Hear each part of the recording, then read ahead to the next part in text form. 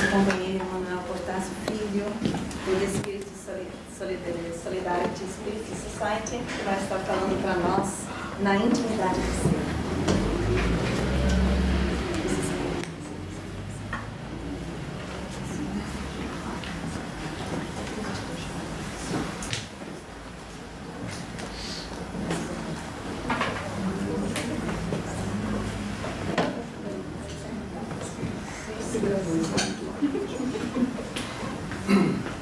Que a doce paz do nosso Divino Mestre, então, continue envolvendo a todos nós, envolvendo este ambiente, nos deixando assim nesse nível, né, de interesse e de amor pelo saber. Né? Aliás, o amor pelo saber é a essência da filosofia, e nós somos seres filósofos por excelência. Né? Seres que pensam, que raciocinam, que refletem.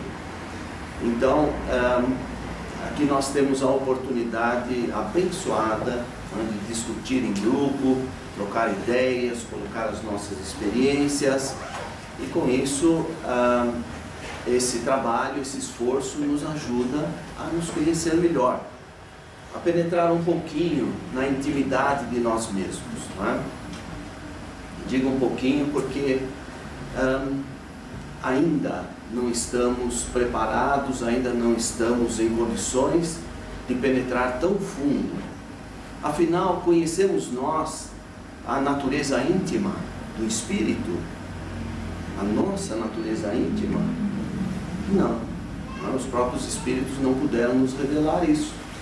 Nem tampouco, menos ainda, a natureza íntima de Deus. Né? Mas alguma coisa nós já podemos conhecer de nós mesmos. Graças à doutrina espírita, hoje temos uma ferramenta indispensável para aprofundar o campo do conhecimento individual, pessoal, o campo do conhecimento essencial, aquilo que de fato importa conhecer. Né? Quando nós falamos do ser, nós temos que lembrar que esse verbo, né, ele nos lembra de alguma coisa essencial. Né? Aliás, a própria palavra essencial tem a mesma raiz do ser, porque o ser em latim é essere, o verbo essere, essencial. É a mesma origem. Então, o ser é tudo aquilo que importa saber. O Descartes dizia cogito ergo sum, né? Penso, logo existo, ou logo sou, né? Sum, sou. Então, isso é fundamental nas nossas cogitações,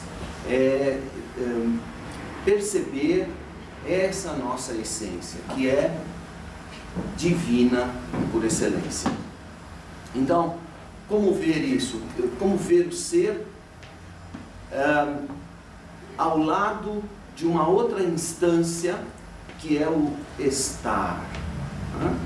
Tudo que foi discutido aqui nos remete a essa dupla significação da própria vida, o ser e o estar. Nem vamos falar do ter, né? O ter aqui não entra nas nossas cogitações, conquanto pudesse até ser abordado no sentido do nosso autoconhecimento. Não é? O que é que eu tenho? O que é que eu já tenho? O que é que eu já realizei? O que é que eu já conquistei como ser em evolução, como ser que já viveu inúmeras experiências? Não é? O que eu conquistei é meu, faz parte de mim, faz parte do meu ser. Não é? Há coisas com que eu lido, mas lido temporariamente. São ferramentas para o meu desenvolvimento, para o meu autoconhecimento. E elas me ajudam de uma certa forma, né, descobrir pouco a pouco, levantar pouco a pouco o véu do que eu sou, do meu ser. Joana de Ângeles, oportunamente colocada aqui, não é? Já que o estudo aqui feito sobre a obra de Joana de Ângeles é dos mais significativos, por tudo que ele representa em termos de autoconhecimento, não é? Como nenhuma corrente psicológica do mundo até agora conseguiu penetrar tão profundamente, não é? Então, a Joana diz que a vida avança para a plenitude. É isso que nós estamos habituados a ouvir aqui, não é? E que tudo contribui para o crescimento e a sublimação do ser. O que é o ser, afinal? Na antiga Grécia, aliás, no período clássico da Grécia, não propriamente na Grécia, mas numa colônia grega,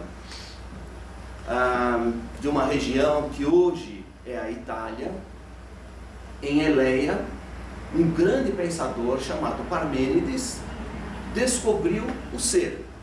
Pela primeira vez, alguém falou no ser. E ele, então, nos revelou, né, o que é o ser em essência, do ponto de vista filosófico, não espiritual. Porém, Parmênides não sabia que estava, na verdade, falando do ser espiritual.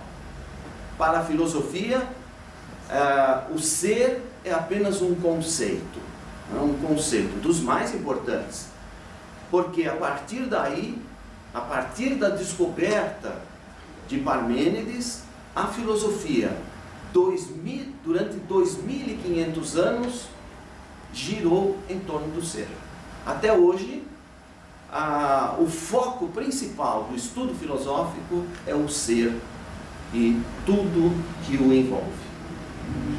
Então, essa descoberta, essa introdução, essa apresentação do ser no campo da filosofia foi essencial, né? Porque a partir daí o homem começou a refletir sobre o ser, mas ainda naquele nível do homem, do mundo, né?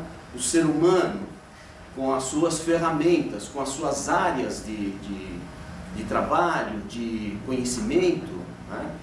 Então, o ser da filosofia continua até hoje o mesmo 2500 anos depois. Por quê? Porque se trata o ser no campo filosófico como um mero conceito. Então, o ser é uno, é eterno, é imutável, é imóvel. São características, são aquilo que nós chamamos hoje de atributos do ser. Vocês pegarem um compêndio de filosofia antiga, filosofia clássica, vão se deparar, não é, com essa teoria extraordinária de Parmênides de Eleia.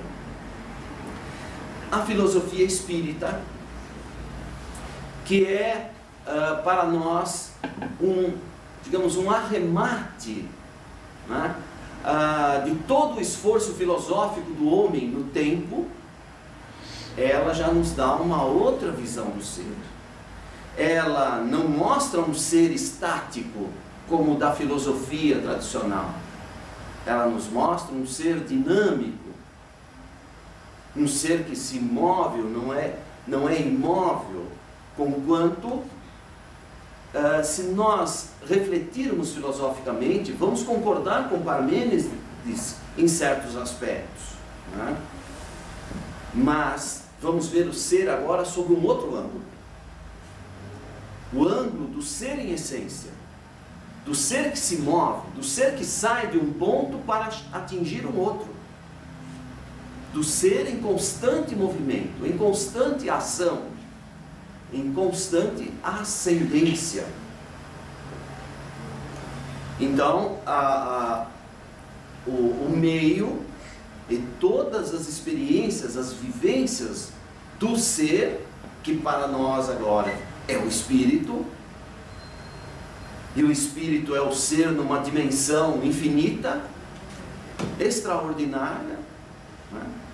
Ele agora vai caminhar mais celeremente no sentido do objetivo último da vida, que é a perfeição, né? Todos nós fomos criados para a perfeição. Se Parmênides dizia que o ser é imóvel, o que conflitava, ou que veio a conflitar posteriormente com a teoria de um outro grande pensador chamado Heráclito. O Heráclito já pensava diferente. Para ele não há imobilidade. Ele dizia: tudo flui, tudo flui. Está mais de acordo, não é, com o nosso entendimento do Espírito. E dizia Heráclito: nenhum homem pode entrar duas vezes no mesmo rio, na mesma água, né? Na mesma experiência. O Espírito, quando volta ao mundo, quando volta à carne, já não encontra aquela mesma água, já não encontra mais aquele mesmo mundo em que ele viveu, a experiência anterior, as outras mais anteriores ainda. A cada experiência, o mundo está diferente, o meio está diferente, as circunstâncias de vida, de existência são outras. Por favor. Então, eu sou eu e minhas circunstâncias. Isto foi dito por um outro grande pensador e filósofo espanhol chamado José Ortega y Gasset. Eu sou eu e minhas circunstâncias. Esta frase pode ser dividida em duas partes, naturalmente, né? Eu sou eu, o ser, eu sou eu mesmo, e não há outro igual. Deus, na sua infinita sabedoria, criou seres iguais do ponto de vista da sua natureza, da sua conformação, da sua potencialidade, mas criou seres únicos. Está dito lá no livro dos Espíritos, ainda há pouco estudado, né? Questão 115, se não me falha a memória. Deus criou seres simples e ignorantes e deu a cada um uma missão. Uma missão, né? Então deu esse dar a cada um significa especializar o ser, mostrar que cada um é um em si mesmo, irrepetível, né? Por isso não podemos ver nem mesmo dois irmãos gêmeos, ou três ou quatro iguais, porque não são. São individualidades distintas, né? Cada um com a sua experiência, cada um com as suas vivências, cada um com a sua bagagem, cada um com as suas circunstâncias. Quando nós encarnamos, como foi muito bem exposto há pouco aqui, não é? Vimos para um mundo, para um meio que nos trará as circunstâncias possíveis ao nosso desenvolvimento. Se eu estou na família, não é? Tenho lá as minhas circunstâncias, os hábitos de família, os exemplos dos pais, não é? A cultura em que estou inserido, o tempo, o lugar, o clima, não é? Então, isso tudo vai trabalhar no sentido da minha manifestação. Como eu vou me manifestar? Como eu estarei presente nas minhas experiências futuras em face destas circunstâncias? Significa circunstância, as estâncias em volta, o estar em volta, não é? As circunstâncias, tudo que está em volta de mim, tudo que está em volta de nós, de cada um de nós, aqui mesmo, nesta Londres fria e fascinante. Mas isto também nos revela um pouco de nós mesmos. O que é que nós estamos fazendo aqui? Nós que nascemos num país tropical, calor, sol, né? Em algumas partes do Brasil, o ano inteiro. E nós aqui sentindo tanta carência do sol, né? Que aparece num dia, depois desaparece por semanas. É assim, né? Então, o que é que nós estamos fazendo aqui? Que circunstâncias são essas? Por que é que eu estou aqui? Por que é que eu vim para cá? Por que é que eu escolhi este lugar? Foi meramente aleatório? Se pudéssemos voltar os olhos para trás, para o passado, né? Descobriríamos por quê. Só que aí iríamos descobrir umas tantas coisas que não ia ficar muito bem, né? Melhor não lembrar e viver o momento, a experiência, as circunstâncias que a vida nos oferece, com que a vida se nos apresentou. Um outro grande filósofo, chamado Protágoras, disse: o homem é a medida de todas as coisas. E ele completava: das que são, enquanto são, e das que não são, enquanto não sejam. Meio que um jogo de palavras, né? Mas filosoficamente tem um grande significado nisso. Mas será que somos mesmo à medida de todas as coisas? Não propriamente, né? Não de todas, mas ao menos daquelas que fazem parte da nossa experiência, da nossa própria realidade, né? Então aí vamos nos descobrir agora, com o auxílio da doutrina espírita, os seres divinos, seres imortais, seres que viviam, cuja existência precedia até a própria existência atual, né? Já passamos por muitas experiências, em muitos lugares, em muitas culturas, em épocas diferentes. Não temos a menor lembrança de tudo isso. Desde que se lembrássemos, tantas foram as experiências, a nossa confusão mental seria tão grande, né, que nós não conseguiríamos caminhar. Nós não saberíamos que vida viver. Se já nesta existência, numa existência única, muitas vezes queremos viver a vida do outro, né? Achamos que o outro é que tem uma vida melhor, pelas aparências, nem é real essa avaliação, é pelas aparências. Imagine se nós nos lembrássemos de encarnações passadas, certamente iríamos querer escolher aquilo, né, que lembrar. Não tem como lembrar escolhido, né? Ou você lembra de tudo ou não lembra de nada. Deus, na sua sabedoria, fez com que nós não nos lembrássemos, porque assim nós temos mais liberdade para agir e caminhar aqui e agora. É o momento presente que importa, né? Se o passado fosse importante, nasceríamos lembrando dele. Se não nos lembramos, é porque agora, para o momento, não faz diferença, não é importante. Ao contrário, poderia ser até prejudicial, né? Então, somos sim os seres inteligentes da criação. Somos os únicos seres na criação, neste mundo, né? Nesta humanidade tão complexa, nesse mundo de tantos seres, somos os únicos a falar de Deus. Somos os únicos a pensar em Deus, né? Ao menos. Então, essa medida é uma medida relativa. Como tudo nesse mundo é relativo. Nós vivemos no mundo da relatividade, né? Nada é absoluto aqui. Nada é para sempre. Nem os diamantes são para sempre. Então, nós temos que entender esse relativismo. Por que as coisas são relativas? É porque é assim, faz parte dessa experiência, né?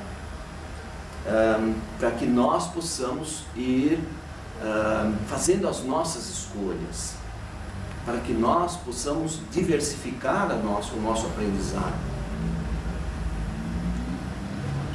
Então aí vem a teoria espírita, não é, que nos revela como seres humanos, dividido em 3 partes: o homem, corpo, alma, perispírito, não é? Olhando lá para o pêssego, vemos o corpo naquela casca fininha, o perispírito na polpa, não é? mais volumosa, e digamos a alma no caroço. Em determinados momentos do nosso desenvolvimento e da nossa evolução, somos isso mesmo, um caroço. Ainda tentando se apurar, não é? É o trabalho de refinação. Na outra imagem, vemos o limão, não é? Já a casca fina, da mesma forma, uma outra casquinha por dentro, não é? Branca, e a polpa. Certamente conhecemos alguns limões por aí, não é? A gente precisa tomar cuidado para ver se a gente é que não está sendo limão quando faz essa análise. O azedo. Então, talvez esta segunda possa nos fazer entender melhor o ser humano, não é? O corpo, a casca verde, o corpo por fora, um outro corpo por dentro, não é? E o espírito, o elemento essencial, não é? A polpa, o elemento que faz a diferença, o elemento que une essas realidades, o elemento que na verdade conduz, dirige a matéria, o elemento material que há em nós, não é? E a matéria em todos os níveis, ela é conduzida pelo Espírito, ela é trabalhada pelo Espírito, ela é organizada pelo Espírito, porque a matéria em si mesma, por natureza, é inerte, e sendo inerte, ela não tem ação própria, e para que hajam as coisas, para que haja o universo, os astros, os sistemas, as galáxias, é preciso a ação do ser inteligente. O ser inteligente, portanto, é o ser em ação, é o ser agente. A matéria é o paciente, é o que sofre a ação do ser, não é? E isso está em nós, não é? Isso somos nós, o ser em ação. Nós é que precisamos agir, nós não podemos, nós temos que assumir responsabilidades pelos nossos atos, porque a ação é nossa. Nada mais de dizer: falhei porque a carne é fraca. Não é a carne que é fraca. Se houve algum escorregão, algum mal feito, fomos nós, não foi a carne. A carne não tem ação. O corpo não tem ação sem o espírito. Quando o espírito parte, não é? O corpo permanece completamente inerte, não é? Já num processo de decomposição. Então, o espírito é o ser que conduz a realidade material, existencial, né? O mundo está como está, pelos seres, pelos espíritos que aqui encarnaram, como nós, tantas vezes, e fomos transformando o mundo, dando novas feições a cada lugar, a cada cidade, a cada país, a cada região. Antes do homem, o que existia era os seres animais, vegetais, a natureza. E mesmo quando o homem apareceu, durante um certo tempo, ele ainda fazia parte dessa natureza, porque a natureza não dá saltos. Tudo caminha gradualmente, não é? Então há em nós essa essência, esse eu puro. Será que a gente se abrisse o peito assim, ia ver o eu puro dentro de nós? Foi Kant, um outro grande filósofo, um gigante do pensamento filosófico alemão, Immanuel Kant, que aliás desencarnou no mesmo ano em que encarnou Hippolyte Léon Denis Rivail. O Kant que trouxe essa teoria do eu puro e o eu prático. O eu prático é o homem, somos nós agindo no mundo, na família, na sociedade, no trabalho, em toda parte. O eu puro, ele dizia, é a coisa em si. O eu puro ele chamava de númeno, para diferenciar de fenômeno. O númeno é aquilo que está lá, na intimidade do homem, no mais profundo do homem. É o eu puro, imaculável. O espírito é imaculável. Por isso ele tem um corpo a protegê-lo, não é? Por isso ele tem uma armadura, o perispírito, o filtro. O espírito só pode ser conhecido pelo espírito, dizia Kant. E olha que grande verdade, não é? Então, o eu puro somos nós. Encontrar o eu puro é adentrar a intimidade do ser, não é? Esse eu puro, esse ser divino. Na intimidade do teu ser mora um anjo. Quem diria, hein? Há um anjo em cada um de nós. Sim. Afinal, não aspiramos todos à angelitude? O anjo já está dentro de nós. O anjo somos nós.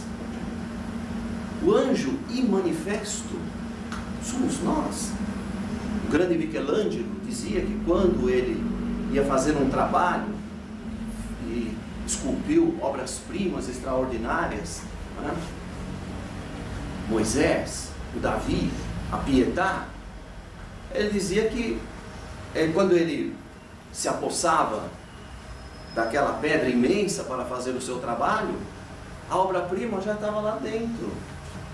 Ele só ia tirando a pedra em volta.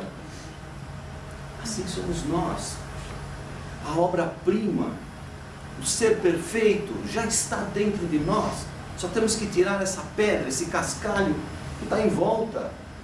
São as nossas imperfeições, né? As nossas impurezas, ainda tão grandes. Vós sois deuses, disse Jesus, e somos mesmo. O Velho Testamento diz que nós fomos criados à imagem e semelhança de Deus. Nada de pensar em imagem fisionômica, realidade fisionômica, porque aí a gente inverte na polaridade e pinta Deus como se fosse um ser humano, com características humanas, um Deus rigoroso, né? Está lá, castiga, pune. Só o ser humano faz isso, Deus não. Deus é amor. Diz Kardec com os espíritos na Gênesis, no capítulo 1, ao passo que o Deus de Moisés era para ser temido, porque era esse Deus, não é? Terrível, o Deus de Jesus é para ser amado. Nós somos dessa natureza, para amar, não para castigar ninguém.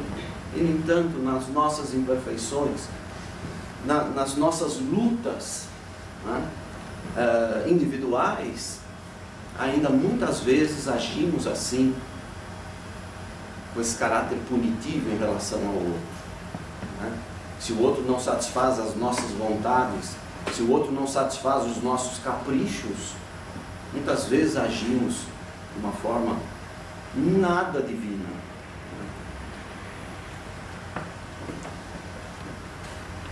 Enfim, o Criador inicia e a criatura termina a criação de si mesmo. Então, adentrar a intimidade do ser e arrancar de lá o anjo é nosso trabalho. Deus nos criou e nos deu todas as condições para desenvolvermos o potencial divino que é nós.